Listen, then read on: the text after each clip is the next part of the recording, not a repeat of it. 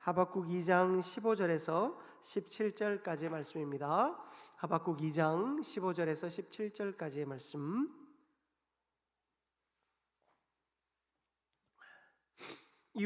이웃에게 술을 마시게 하되 자기의 분노를 더하여 그에게 취하게 하고 그 하체를 드러내려 하는 자에게 화 있을진저.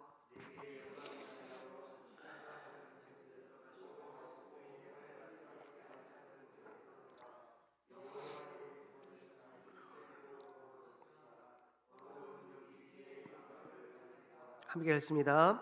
이는 내가 레바논의 강포를 행한 것과 짐승을 죽인 것 곧 사람의 피를 흘리며 땅과 성읍과 그 안의 모든 주민에게 강포를 행한 것이 내게로 돌아오리라. 아멘. 할렐루야. 아멘. 우리 수요 생기예배 나오신 여러분을 환영하며 축복합니다. 우리 서로 바라보면서 이렇게 인사 한번 나눴으면 좋겠습니다. 주님의 이름으로 사랑합니다. 한 번만 더 이렇게 인사 나눌까요? 거룩한 영향력으로 사십시오. 아멘. 오늘 하박국 2장 15절에서 17절 말씀을 통해 하나님께서 이 바벨론을 향하여 선포하신 네 번째 화, 이 타락과 권력이라고 하는 네 번째 화에 대하여 살펴보며 우리의 삶이 거룩한 영향력 아래서 살 수 있는 또 은혜를 누리는 우리 모두가 되기를 주님의 이름으로 축복합니다. 여러분 혹시 지구온난화보다 더 무서운 것이 무엇인 줄 아십니까? 지구온난화로 인하여서 참 우리는 많은 시련과 어려움을 겪습니다. 날씨가 그러하고 또 여러 세계의 작물들이 정상적으로 자라지 않는 것을 봅니다. 이런 지구온난화의 여러 문제들보다 더 무서운 것은 영적인 온난화, 영적인 오염이 아닌가 생각해 봅니다. 내가 내뱉은 말 한마디, 또 내가 무심코 한 행동 하나하나가 주변 사람들의 영적인 온도를 바꾸어 놓습니다. 주변을 싸늘하게 식혀버리는가 하면 주변을 뜨겁게, 그 뜨거움이 열정적이고 또 행복한 뜨거움이 아니라 주변 사람들을 화나게 하는 그런 일들을 만드는 때가 왕왕 있는 것을 보게 됩니다. 우리는 결코 혼자 살 수 없는 존재입니다. 사람은 태어나면서부터 누군가와 관계하는 존재로 살아갑니다. 누군가에게 영향을 받고 누군가에게 영향을 줍니다. 죽는 순간까지 누군가와 영향을 주고받으며 살아가는 것이 우리 인생이지요. 가정에서 부모의 뒷모습은 자녀의 앞날이 됩니다. 우리가 5월을 보내며 어린이 주일을 시작으로 이제 돌아오는 주일은 어버이 주일, 교사 주일, 그리고 우리가 가정 주일까지 만나게 됩니다. 우리가 이 가정 안에서 신앙생활 한다라고 하는 것, 특히 부모가 신앙의 삶을 살아간다라고 하는 것은 자녀의 인생을 뒤바꾸어 놓을 수 있는 결정적인 삶임을 우리는 기억해야 합니다. 자녀들은 자녀의 뒷모습을 보면서 자신들의 앞날을 그려가지요. 직장에서는 어떻습니까? 한 사람의 리더의 성품은 이 조직의 공기를 바꾸어 놓습니다. 리더가 폭력적이고 또 리더가 억압적이면 그 공동체는 위축되어질 수밖에 없죠. 그 직장이 성공할 수 없습니다. 리더가 좋은 공기를 만들어낼 때 그 직장은 힘이 있고 또 많은 것을 생산해낼 수 있는 좋은 조직이 되는 것입니다. 교회는 어떻습니까? 우리 한 사람의 헌신이 공동체의 온도를 바꾸어 놓습니다. 오늘도 우리가 전도하였습니다. 전도할 때 사실 우리의 마음대로 되어지지 않습니다. 어느 순간 무기력함이 찾아오고 아무 결과 없는 것에 대하여 속상함이 찾아옵니다. 들어가는 돈에 비해서 아무 성과가 없고 재미가 없는 순간을 만납니다. 그리하여 바울도 전도가 참 미련한 것이다 라고 말하였습니다. 전도라고 하는 것은 누가 봐도 계산이 나오지 않습니다. 누가 봐도 답이 나오지 않습니다. 그러나 우리는 전도하는 것이 복음으로 살아난 우리의 사명임을 알고 감당합니다. 전도뿐만이 아니죠. 우리가 또 이제 토요일이 되면 새로운 중직자들을 세웁니다. 중직자들을 세우는 것은 그저 교회가 마땅히 치루어야 할 어떤 행사 중에 하나가 아니지요. 하나님의 사람들을 끊임없이 세웁니다. 왜요? 사람은 늙고 은퇴합니다. 왕년에 열심히 하고 많은 영향력을 끼쳤던 사람도 점점 그 기력이 쇠하여지고 하나님의 나라로 갈 수밖에 없는 것이 우리 인생입니다. 한 사람이 평생 아무리 수고한다 할지라도 그것은 몇십 년뿐입니다. 그러나 하나님께서는 교회를 그냥 두지 않으시지요. 사람을 세우셔서 또 그 사람들로 헌신하게 하셔서 지난 2000여 년이 넘는 그 세월 동안 하나님께서 예수 그리스도의 복음이 이 세계 열방에 증거되어지게 하며 그리스도인들의 삶이 행복하고 건강하게 세워질 수 있게 하였던 것, 이것이 바로 하나님의 사람을 세우는 일을 통하여 이루어진 일이었습니다. 이렇게 하나님은 사람을 세우시고 여러 사역과 헌신의 자리에서 공동체의 온도를 바꾸어 오셨습니다. 그 일을 누가 하는가? 세워진 한 사람이 하게 되는 것입니다. 성경은 이 피할 수 없는 삶의 원리를 영향력이라고 하는 단어로 정의합니다. 주님은 우리를 향해 너희는 세상의 빛이요, 너희는 세상의 소금이요 세상의 빛이다라고 말씀하십니다. 마태복음 5장 13절에서 14절의 말씀은 우리의 인생이 소금이 되어 세상을 맛을 내는 존재, 세상이 우리로 인하여 행복하고 세상이 나로 인하여 살맛 나는 곳으로 만들기를 원하십니다. 우리 그리스도인은 그런 존재입니다. 그리고 우리는 세상의 빛입니다. 어두움으로 가득 찬 죽음의 결과밖에 주어지지 않는 이 세상 속에서 예수 그리스도의 생명의 빛으로 우리가 그 빛을 비춤으로 우리를 통하여 세상이 구원되고 세상이 회복되고 세상이 살 소망 있는 곳으로 바뀌어 가는 것입니다. 소금은 녹아짐으로써 맛을 내고 빛은 비추어짐으로써 어둠을 몰아냅니다. 존재 자체가 이미 영향력이라는 것입니다. 사랑하는 성도 여러분, 하나만은 꼭 기억해야 합니다. 이 좋은 영향력, 이 영향력이라고 하는 말과 이 영향력이란 가치 자체에는 양날의 검이 존재합니다. 하나는 생명의 영향력이지요. 우리가 예수님의 말씀처럼만 산다면, 예수님이 우리에게 가르쳐 주신 대로만 살아갈 수 있다면 이 세상은 생명으로 가득할 것입니다. 내가 예수 믿으라 말하지 않아도 그저 내 삶, 나를 통하여 풍겨지는 그 향기만으로도 세상은 예수를 믿을 것이요 변화될 것입니다. 그러나 사망의 영향력도 우리에게는 존재합니다.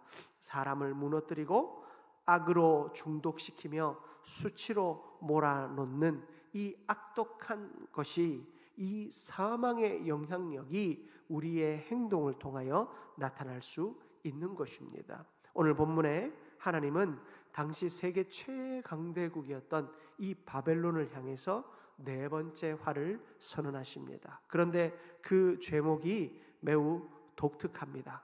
단순히 칼로 사람을 죽인 폭력만을 말하지 않습니다. 이웃에게 술을 마시게 하여 그 벌거벗음을 드러내고 수치를 보게 하는 것, 즉 타락한 영향력으로 타인을 파괴하는데 그 영혼까지도 파괴하는 그 악한 죄를 주님께서는 꾸짖고 계신 것입니다. 바벨론은 자신의 힘을 남을 지배하고 타락시키는데 사용했습니다. 소금이 아니라 독이 되었고 빛이 아니라 흑암이 되었습니다. 그의 존재는 모두에게 독을 퍼뜨렸으며 그들의 존재는 모두에게 어둠을 드리웠습니다. 오늘 이 저녁 우리는 스스로에게 질문해 볼 수 있기를 바랍니다. 나는 오늘 나의 곁에 있는 사람에게 어떤 잔을 건네며 살았는가? 우리는 어떤 잔을 건네며 어떤 결과를 그들에게 쥐어 주었는가? 스스로 돌아보아야 하겠습니다. 하나님은 바벨론의 심판을 통해 역설적으로 우리에게 묻고 계십니다.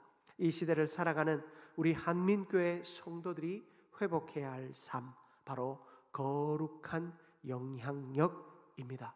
바로 이 거룩한 영향력이 오늘의 이 말씀을 통하여 우리의 삶에 회복되어질 수 있기를 주님의 이름으로 축복합니다. 첫 번째로 살펴볼 것은 하나님은 다른 사람을 타락시키는 영향력을 경고하고 계십니다.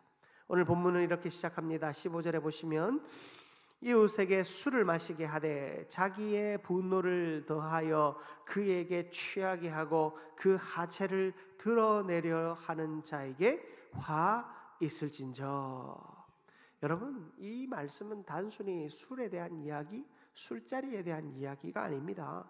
당시 바벨론은 정복한 민족을 아주 굴욕적으로 다루는 문화로 아주 유명했습니다.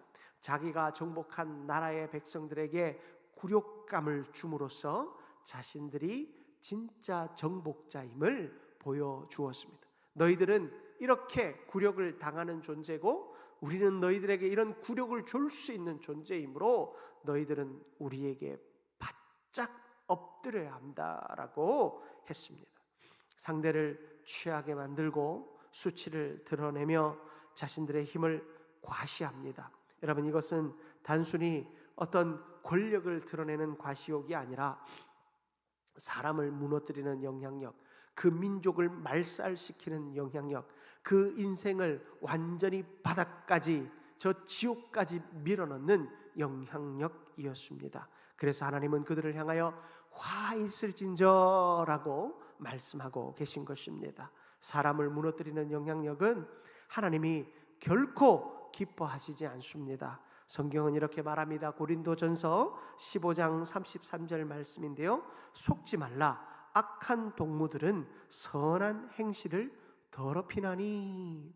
여러분, 친구라고 다 좋은 친구가 아닙니다. 내 동료라고 다 좋은 동료가 아닙니다. 친구라고 하는 자가, 동료라고 하는 자가, 오늘 고린도전서 15장 33절의 말씀을 보면 동무라고 하는 자가 선한 행실을 더럽히도록 우리를 속입니다. 악한 영향력은 누구에게나 나타날 수 있습니다. 내가 그토록 믿었던 아무개를 통하여서도 악한 영향력은 자연스럽게 우리에게 미쳐집니다. 자녀를 키우다 보면 이 자녀들이 만나는 친구들, 만나는 사람과 또 속한 공동체에 대한 고민이 많습니다. 참 이 아이를 잘 양육하고 싶고 말씀으로 잘 양육하고 싶은데 한 주간 학교 갔다 오면 어떻게 그런 욕을 배워오고 또 그런 생각들을 배워오고 또 그런 말들을 배워오고 또 그런 것들을 보고 오는지 참 속이 상할 때가 많습니다. 열심히 가르치고 금이야 오기야 최선을 다해 하나님의 길을 가르쳤음에도 불구하고 세상은 순식간에 아이들을 물들입니다. 그러면 우리는 그 아이들이 겉으로 드러낸 말만 고쳐줄 뿐입니다. 사실은 드러내지 않는 것, 친구들 사이에 드러나는 악한 행동들은 우리가 고치기가 참 어렵습니다. 그래서 하나님의 말씀대로 살아가는 삶을 가르치기 위해 가정예배도 드리고 때로는 혼도 내가면서 어떻게든 사람다운 삶, 그리스도인다운 삶을 살도록 하기 위해 애를 씁니다. 이런 것들 때문에 어떤 이들은 아이들을 학교에 보내지 않고 가정에서 가르친다든지 또 자신들이 믿는 공동체와 함께 연합하여서 이 아이들을 따로 가르치는 그런 이들도 있더라고요. 그러나 저는 이 악한 세상에서 그 악과 완전히 단절시킬 수 없다고 저는 확신합니다. 그래서 저는 아이들을 학교에 보내고 친구들을 만나게 합니다. 그러나 우리가 끊임없이 관심을 갖고 이 가이드라인을 제시합니다. 이렇게 해야 되고 저렇게 해야 되고 이것은 하지 말아야 하고, 점점 아이들이 사춘기가 되어서 부모의 말은 귓등으로도 들으려 하지 않고 잔소리라고 듣고 그냥 부모가 하는 말은 다 화가 나는 말처럼 듣지만, 그러함에도 불구하고 가르치고 가르칩니다. 여러분, 세상은요, 우리가 그들을 다 피해서 그냥 내 울타리에 가두어 놓는다고 해서 세상의 영향력이 안 미쳐지는 것 절대 아닙니다. 왜요? 그 부모도 악하거든요. 나도 악하거든요. 여러분, 우리는 언제나 내가 속한 곳에서 최고의 악함이 드러나는 것이 우리 인생입니다. 여러분과 저의 인생입니다. 그러므로 사람의 영향력이 얼마나 큰지 우리는 봅니다. 사랑하는 성도 여러분, 한 사람의 말이, 한 사람의 행동이 한 공동체의 분위기를 바꿉니다. 여러분, 사람이 얼마나 약한지 아시죠? 천사들만 모아놓으면 다 좋을 줄 알죠. 그 천사들만 모아놨더니 누가 생겼습니까? 사탄이 생겼지 않습니까? 여러분, 에덴 동산에다가 잘 보호해놔도 배신하는 하와가 생기고 아담이 생기잖아요. 자녀들을 잘 양육해도, 말씀으로 그렇게 양육해도 동생을 죽이는 가인이 생기잖아요. 사람은 너무나도 악합니다. 우리의 말 한마디가, 우리의 행동 하나가, 우리의 공동체 하나의 이 분위기가 모든 것을 뒤바꾸어 놓을 수 있습니다. 그래서 하나님은 우리에게 다른 사람을 넘어뜨리는 삶이 아니라 다른 사람을 세우는 삶을 살라고 명령하십니다. 사랑하는 성도 여러분, 우리가 왕도는 없습니다. 우리가 악하기 때문입니다. 우리는 끊임없이 우리를 향하여 채찍질해야 합니다. 내 말 한마디를 돌아보고 나 행동 하나를 돌아보아야 합니다. 지금 당장 화가 났을 때는 말하지 않는 것이 맞죠. 한 번 참고, 두 번 참고, 세 번 참고, 한 번 더 심호흡을 하고, 두 번 심호흡을 하고, 세 번 심호흡을 하며 말을 해야 하는 것입니다. 여러분, 끊임없이 싸워야 하는 것이 우리의 죄악입니다. 우리의 죄악과 내가 싸우는 만큼 선한 영향력을 끼칩니다.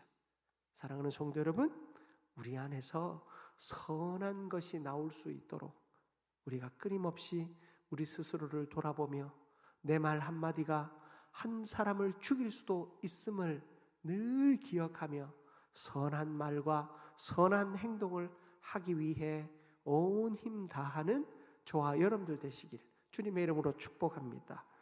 두 번째로, 하나님은 수치를 주는 권력이 결국 수치를 당하게 하신다라고 말씀하고 있습니다. 바벨론은 수치를 주는 권력이었습니다. 그러나 하나님은 그 권력이 이제 뒤집어져서 수치를 당하게 될 것이다 말씀하고 계십니다. 16절을 보십시오. 내게 영광이 아니요 수치가 가득한즉 너도 마시고 너의 할례받지 아니한 것을 드러내라. 여호와의 오른손의 잔이 내게로 돌아올 것이라. 더러운 욕이 내 영광을 가리리라. 다른 사람들을 수치스럽게 만드는 바벨론, 그러나 그 수치가 결국 그에게로 돌아갈 것이다 라고 하나님은 말씀하십니다. 역사는 그것을 그대로 보여줍니다. 여러분, 바벨론은요, 세계를 정복한 것 같았지만 메대와 바사의 연합군에 의해서 완전히 멸망당합니다. 이것은 하나님이 세상을 다스리시는 방식입니다. 사람을 낮추시는, 그 사람을 낮아지게 만드는, 그 사람을 억압하고 사람을 억누르는 그 악한 권세는 오래가지 못합니다. 그러나 하나님은 사람을 세우는 영향력을 기뻐하십니다. 여러분, 사람을 세우는 영향력의 가장 훌륭한 모델이 누군 줄 아십니까? 이 초대교회 바나바라고 하는 사람입니다. 이 바나바의 이름의 뜻은 위로의 아들이라는 뜻이죠. 사람들이 이 바울이 되기 전입니다. 이 사울이라고 하는 존재를 너무나도 두려워할 때 바나바만이 그를 받아주었습니다. 모두가 그를 두려워할 때 바나바만큼은 받아주었습니다. 사도행전 9장 27절인데요. 제가 읽어드릴게요. 바나바가 데리고 사도들에게 가서 그가 길에서 어떻게 주를 보았는지와 주께서 그에게 말씀하신 일과 다메섹에서 그가 어떻게 예수의 이름으로 담대히 말하였는지를 전하니라. 여러분, 바나바는요 구체적으로 이 사람을 세웠어요. 야, 그냥 한번 덮어놓고 한번 믿어줘. 그냥 나 봐서 한번 믿어줘.가 아니었습니다. 하나님이 이 사람을 어떻게 변화시켰는지에 대하여 제일 먼저 관심이 있었어요. 여러분, 위로하는 사람의 특징은 뭐냐면 그냥 좋은 게 좋은 거다 하는 사람이 아니에요. 위로의 사람은 먼저 그 사람을 깊이 살피고 이해합니다. 그래야 위로할 수 있어요. 여러분, 우리가 상담을 할 때도 이 사람의 치유가 일어나기 위해서 그냥 한 번 만나고 끝나는 거 아니거든요. 상담이라고 하는 것은 몇 회기를 10회기, 20회기를 약속을 하고 그 회기를 다 채워가면서 철저하게 계산된 그 방식으로 상담을 합니다. 어떤 이 사람의 상황에 대해서 어떻게 탐색을 하고 또 그 사람을 어떻게 치료할 것인지 그 치료할 수 있는 기법들을 적용을 하고 그리고 그것들을 어떻게 잘 적응해 갔는지 끊임없이 매주 점검하면서 상담을 합니다. 상대를 아는 것이 제일 중요합니다. 상담에서는 원가족이라고 하죠. 문제 있는 사람의 원가족, 부모 관계, 그리고 할아버지 할머니와의 관계, 형제들과의 관계를 먼저 살핍니다. 어린 시절 어떤 영향력이 이 사람에게 미쳐왔는지, 그것이 이 사람을 어떻게 변화시켰는지 아주 깊은 곳에서부터 탐색합니다. 바나바는 바울을 처음부터 탐색해왔습니다. 이 바나바가 이 사울이라고 하는 사람을 세워주기 위해서 이 사람이 어떻게 나쁜 짓을 했는지, 그 나쁜 짓을 했던 그 근본은 무엇인지, 이 사람이 가진 학식과 지식과 경험은 무엇인지부터 살핍니다. 그리고 주님께서 그를 어떻게 만나 주셨는지, 그리고 그 주님을 만난 이후에 변화를 위해서 어떤 힘들고 어려운 과정을, 연단과 인내의 과정을 거쳤는지, 그리고 그 인내와 연단의 과정을 거치고 나서 자기가 다 잡아 죽이려 떠났던 그 땅 다메섹에서 그가 다시 생명을 죽이는 자에서 생명을 살리는 자로 복음을 전했던 그 삶까지, 바울의 일거수일투족을 다 살펴 헤아리고 그를 이 예루살렘 공동체에게 소개하고 있습니다. 여러분, 이것이 위로의 사람의 모습입니다. 사랑하는 성도 여러분, 우리는 사람을 잘 안다 하며 빠르게 판단하고 빠르게 그 사람을 그 사람에 대하여 평가합니다. 첫인상이 참 중요하지요. 첫인상은 그 사람에 대하여 알 수 있는 아주 중요한 열쇠이지만 그 사람의 변화를 이끌어 주지는 못합니다. 우리가 첫인상에서 머물게 되면 내가 판단했던 혹 나쁜 이미지는 영원히 그 사람을 하나님의 자리로 올려 세우질 못해요. 처음에는 모두가 정상적이진 않을 수 있습니다. 여러분, 어떤 사람은 교회에 처음 왔을 때 참 이상한 사람일 수 있어요. 저런 사람이 왜 교회에 왔지? 하는 사람일 수 있습니다. 그러나 그 사람을 하나님이 변화시키고 또 우리가 그 사람들을 안아주고 품어줄 때 그 사람이 거룩한 하나님의 일꾼이 되어질 수도 있는 것 아닙니까? 저는 실제로 그런 케이스들을 여러 번 봤습니다. 제가 부목사로 섬기던 교회에 한 장로님, 지금은 장로님 되셨습니다. 그분은 아내가 열심히 교회 다닐 때 그 아내 교회 가는 걸 방해하던 사람이었습니다. 네. 그러다가 어떤 기회로 아내의 몇 수년간의 부탁으로 새생명 축제에 나오게 됐어요. 그냥 한번 나와서 아내한테 한번 소원이니까 한번 들어준다는 마음으로 새생명 축제에 나왔다가 그 길로 하나님께 꼬리가 아니죠.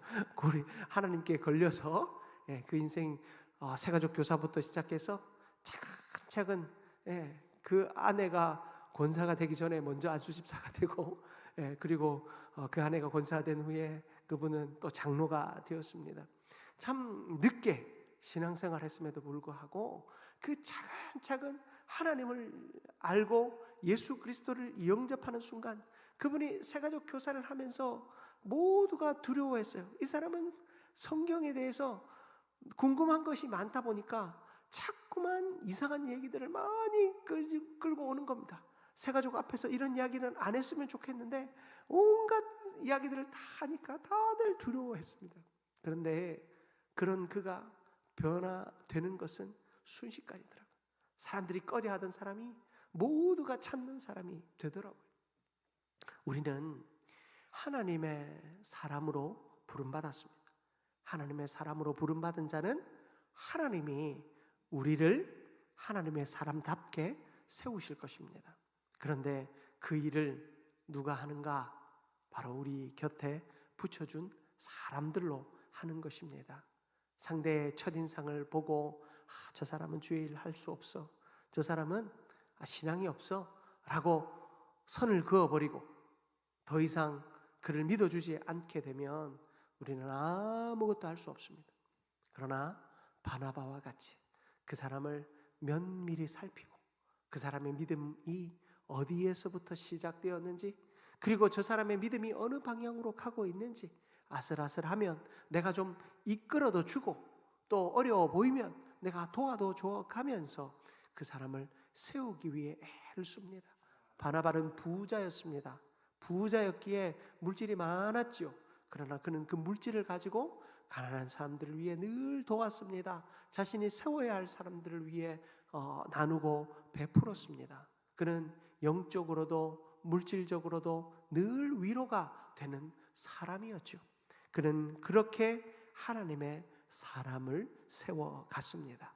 사랑하는 성도 여러분, 그 사람 곁에서 세움 받았기에 오늘날 바울이 있는 것입니다. 우리는 내 곁에 누가 있었는가를 돌아보십시오. 여러분, 나를 받게 했던 사람 말고 나를 믿어줬던 사람을 한번 생각해 보십시오. 제가 최근에 한 전도사님께 문자를 받았어요. 여전도사님, 다른 교회에서 사역하시는 여전도사님인데 큐티를 하다가 나를 참 도와준 고마운 사람이 누구인가를 떠올리다가 제가 기억이 났대요. 그래서 파트너 전도사님이셨는데 감사하다고 이렇게 문자가 왔더라고요. 그래서 참 그 문자를 읽으면서 저도 이제 답장을 하면서 참 감사하더라고요. 누구에게 이런 누군가를 세워줄 수 있는 사람으로, 또 자신을 세워준 사람으로 기억된다는 것이 참 행복하더라고요. 여러분, 사람을 세우는 일은 하나님이 기뻐하시는 일입니다. 그리고 그 사람을 세우는 일이 있었기에 저와 여러분이 여기에 있는 것입니다. 여러분, 오늘 기도하시면서 나를 세워준 사람이 누구인가를 한번 돌아보십시오. 그리고 오늘 꼭 기도하실 때 그 사람을 위해서 축복하십시오. 그 사람이 하나님 어느 곳에 있는지, 우리 교회에 있을 수도 있고 다른 교회에 있을 수도 있습니다. 또 그 사람은 안타깝게도 나를 세워놓고 신앙의 자리를 떠난 사람도 있을 수도 있습니다.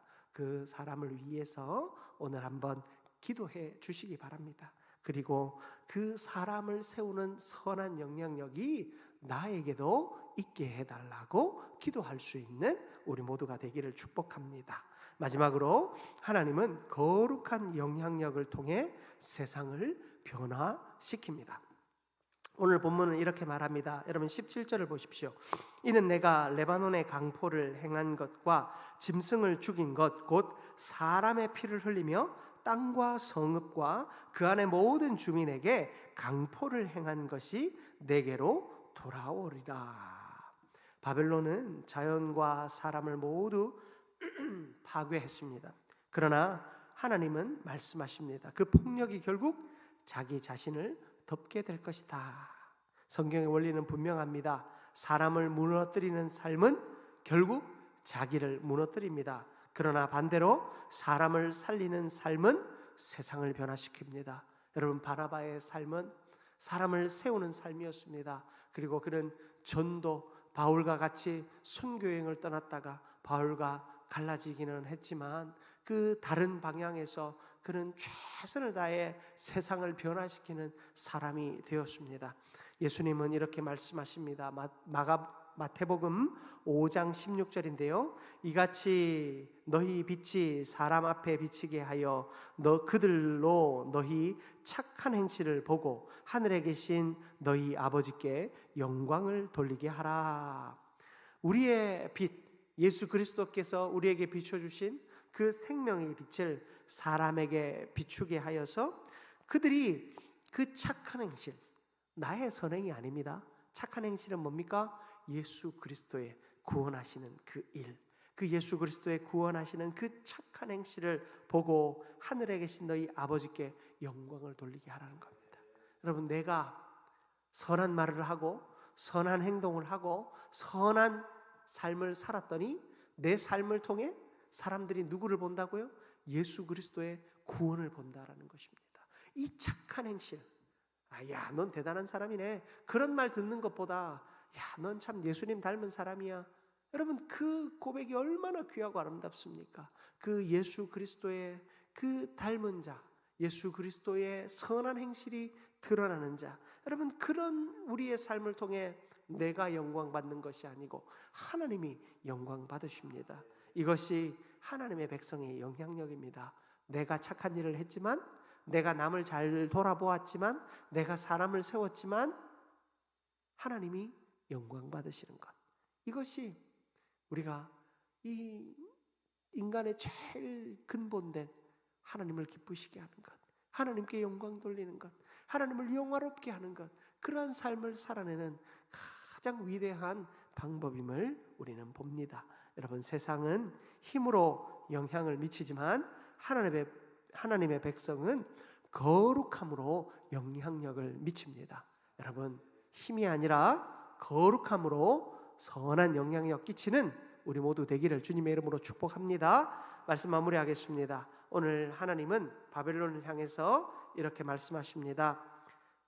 다른 사람을 수치스럽게 만드는 자들아, 너희들에게 화가 있을 것이다.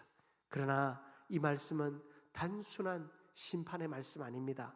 이 말씀은 하나님의 백성에게 더 아름다운 삶을 보여주시는 말씀이지요. 세상은 다른 사람을 이용해서 또 자신의 이익을 취하고 다른 사람을 넘어뜨리며 자신이 일어서려 합니다. 힘으로 영향력을 행사하려 하지만 하나님의 사람은 사람을 세우고 사람을 격려하고 사람을 살리는 선한 영향력을 가집니다. 이렇게 서로 덕을 세우기를 힘쓰는, 로마서 14장 19절의 말씀처럼 서로 덕을 세우기에 힘쓰는 우리 한민교회 모든 성도들 다 되어지시기를 주님의 이름으로 축복합니다.